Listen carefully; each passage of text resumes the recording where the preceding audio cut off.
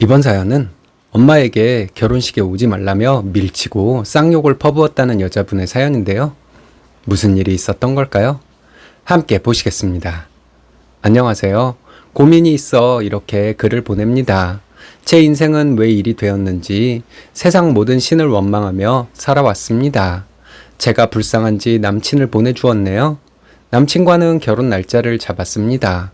엄마를 비롯해 친정 모든 사람들을 결혼식에 안 부르려고 해요. 얼마 전에 결혼식에 이래라 저래라 하는 엄마에게 쌍욕을 퍼붓고 결혼식에 오지 말라고 했어요. 엄마한테 뺨이라도 맞을 줄 알았는데 엄마는 저를 두려워하는 것 같았습니다. 지금은 제가 엄마보다 덩치도 크고 힘도 세지만 어렸을 때 엄마에게 자주 매를 맞았던 기억 때문에 겁을 먹었었나 봐요.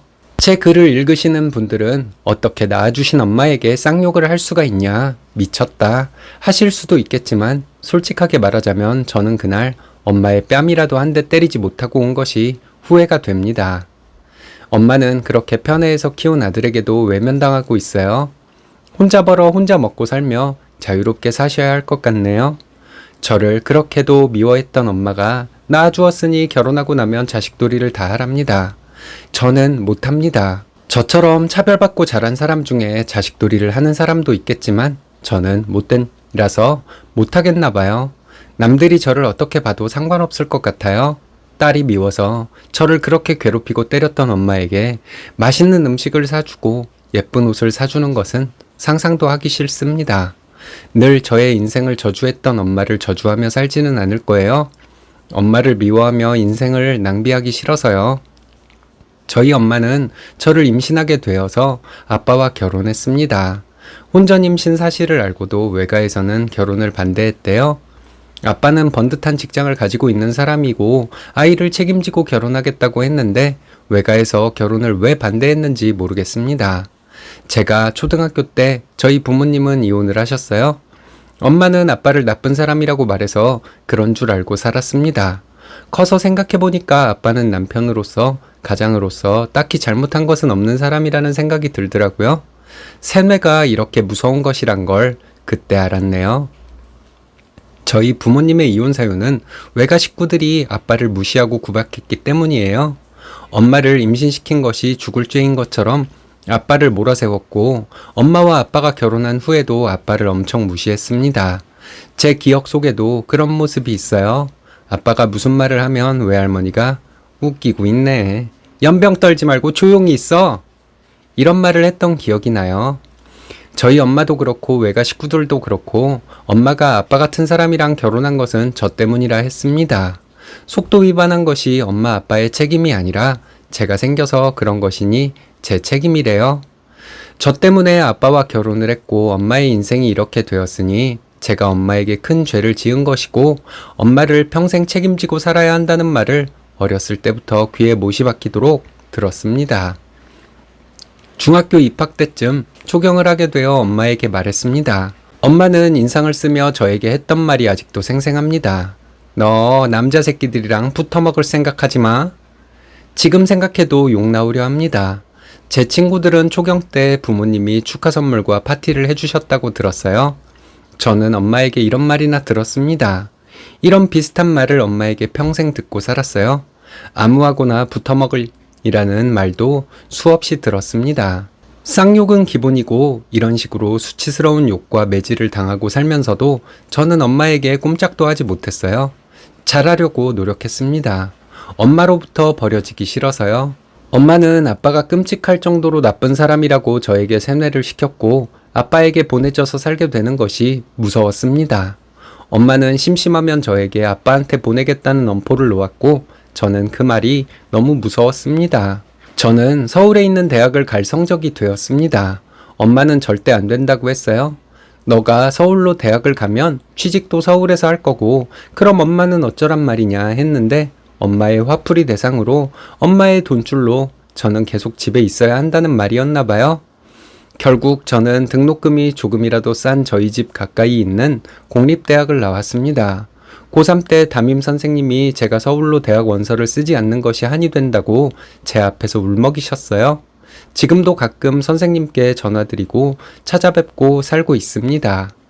대학 첫 등록금은 저희 외삼촌이 내주셨어요. 그 후로는 제가 벌어서 등록금과 제 용돈을 충당해야 했습니다.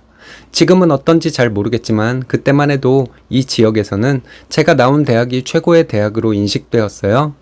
그래서 과외로 돈을 많이 벌 수 있었거든요. 근데 저희 엄마는 제가 과외로 돈 버는 것도 싫어했어요. 본인은 식당과 마트에서 힘든 일을 하며 돈을 버는데 저는 편하게 앉아서 말만 떠들어대고 돈을 번다고요. 과외하지 말고 식당 같은 곳에 가서 일을 하라고 난리를 친 적이 한두 번이 아니에요. 엄마는 본인이 저를 잘 가르쳐서 제가 공부를 잘했다고 하는데 저는 엄마 눈치를 보느라고 공부를 한 것이었습니다. 잘하는 게 없어서 공부라도 잘하지 않으면 아빠에게 보내질까 봐요.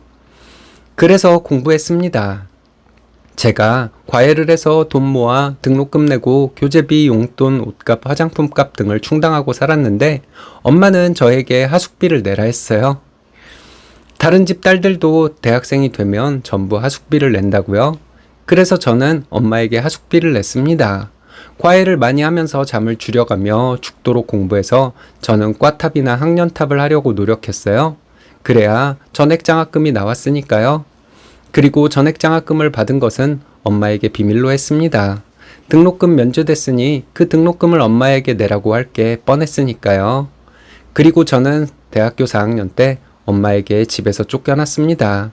저는 엄마가 저를 더러운 여자 취급을 하고 듣기 힘든 욕지거리를 하고 별것도 아닌 일에 화가 나서 저를 때렸어도 저는 엄마를 이해하려고 노력했습니다. 상처를 많이 받기는 했지만 엄마의 인생도 딱한 인생이었으니까 엄마도 힘들어서 나를 화풀이 대상으로 삼았을 것이다. 이렇게 생각하고 이해했습니다. 그런데 엄마는 남동생은 다르게 대했어요.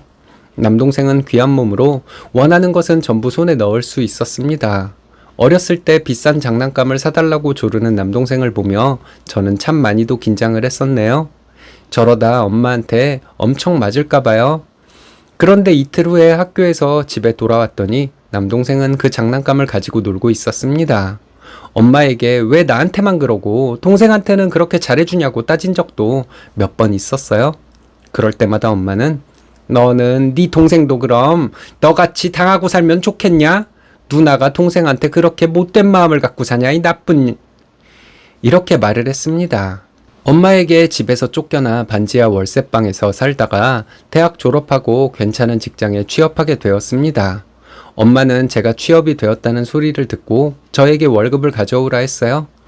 저는 살아야 했기에 거부했습니다. 엄마는 그때까지 제가 사는 월세방에 한 번도 찾아오지 않았었는데 찾아와서 동네가 떠나가라 소리를 질렀어요. 엄마를 버린 나쁜로 만들어버렸죠. 집주인 할머니가 제 얘기를 듣고 한숨을 쉬시며 말씀하시길 엄마한테 말하지 말고 이사가서 살라고 하셨습니다. 이런 환경에서 자라다 보니 저는 자격지심 덩어리였나 봐요. 집과 회사만 다니고 남자를 사귀는 것은 꿈도 꾸지 못했습니다. 외모가 그렇게 예쁜 편도 아니고 그냥 이렇게 일만 하고 살다가 가끔 한 번씩 여행을 다니면서 사는 게 인생의 전부라고 생각했어요. 남친과는 작년에 만났고 나이가 있어 결혼 얘기가 나오게 되었습니다. 나는 이렇게 살아왔다는 것을 남친에게 말했고 결혼을 하게 되면 엄마를 비롯해 외가 친척들도 결혼식에 부르지 않을 것이라고 말했어요. 남친은 마음대로 하라고 했고 남친 부모님도 이해해 주셨습니다. 엄마는 내가 결혼한다는 사실을 어떻게 알았는지 계속 전화가 오더라고요. 전화로 왜 사위 될 사람 안 데리고 오냐? 언제 결혼하냐? 어디서 하냐? 상견례는 어떻게 할 거냐? 이런 것을 묻더군요. 언제 그렇게 저에게 관심이 있었는지 제가 퉁명스럽게 대하니까 엄마는 회사로 찾아와서 연락을 했더라고요. 만나주지 않으면 회사에서 난동을 부릴 것 같아 회사 밖에서 엄마와 만났습니다. 엄마는 내가 널 어떻게 키웠는데 결혼식을 다른 사람한테 들어야 하냐더군요. 그러면서 엄마는 남동생도 집을 나가서 연락도 잘 안 되는데 너까지 이러면 엄마는 어떻게 사냐고 하더라고요. 결혼하면 함께 사는 게 어떻겠냐는 엄마의 말에 소름이 돋았어요. 어차피 너 결혼하면 아이 낳을 거고 아이 돌봐줄 사람 필요할 텐데 남한테 애를 어떻게 맡기겠냐고 하더군요. 남자친구 생각도 있고 시부모님 될 분들의 의견도 있으니 엄마 마음대로 생각하지 말라고 했습니다. 엄마는 내가 키워줬더니 시댁 가서 비위 맞추고 있냐? 이런 식으로 말하면서 저를 또 비난하더라고요. 이놈 저놈 문란하게 만나다가 멍청한 놈 하나 물었겠지. 평생 시부모 종노릇이나 하고 살아라. 이렇게 말하는데 순간 이성을 잃고 말았어요. 엄마는 나한테 정말 왜 그러냐고. 엄마 때문에 너무 힘들게 살았다고 했습니다. 키워줬더니 못하는 말이 없다고. 네 년이 어떤 년인지 알려주게. 네 남자친구랑 부모님 오라고 하라며 소리를 지르는 엄마에게 할 말 없으니 가겠다고 말하고 일어났어요. 엄마는 욕을 하며 쫓아와서 제 머리끄덩이를 잡아당겼습니다. 저는 돌아서서 엄마를 밀쳤는데 엄마는 엉덩방아를 찍고 넘어졌어요. 저는 이성을 잃고 엄마에게 쌍욕을 퍼부었습니다. 아무 잘못도 없는 딸이 이유도 없이 미워서 더러운 취급하며 때리고 욕하고 키워놓고 이제 와서 키워준 값 받고 싶냐고 양심을 갖고 살라며 소리 지르며 욕을 했어요. 제가 원래 욕을 하는 성격이 아닌데 제가 알고 있는 쌍욕은 그날 엄마에게 다 퍼부은 것 같습니다. 엄마는 바닥에 앉은 채로 고개를 숙이고 있더라고요. 내 남친은 엄마가 어떻게 나를 괴롭히며 키운 줄 다 알고 있고 성격이 불같은 사람이라 엄마를 만나면 무슨 짓을 할지 모른다. 그러니 다시는 찾아오지도 말고 연락도 하지 말아라 하고 사무실로 들어갔습니다.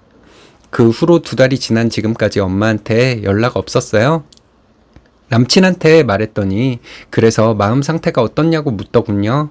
엄마한테 그렇게 쏟아냈더니 마음이 한결 가벼워졌다고 했습니다.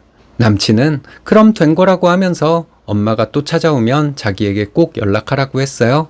엄마가 다시는 찾아올 마음 안 생기게 만들어주겠다고 하는데 어떻게 하려는지는 모르겠습니다. 그래도 엄마인데 어떻게 그럴 수가 있냐고 저를 비난하실 수도 있겠지만 저는 그날 엄마 뺨이라도 한 대 때리지 못하고 온 것이 한이 됩니다. 손이 한번 올라갔다면 제가 완전히 미쳐서 멈추지 못했을지도 모르지만요.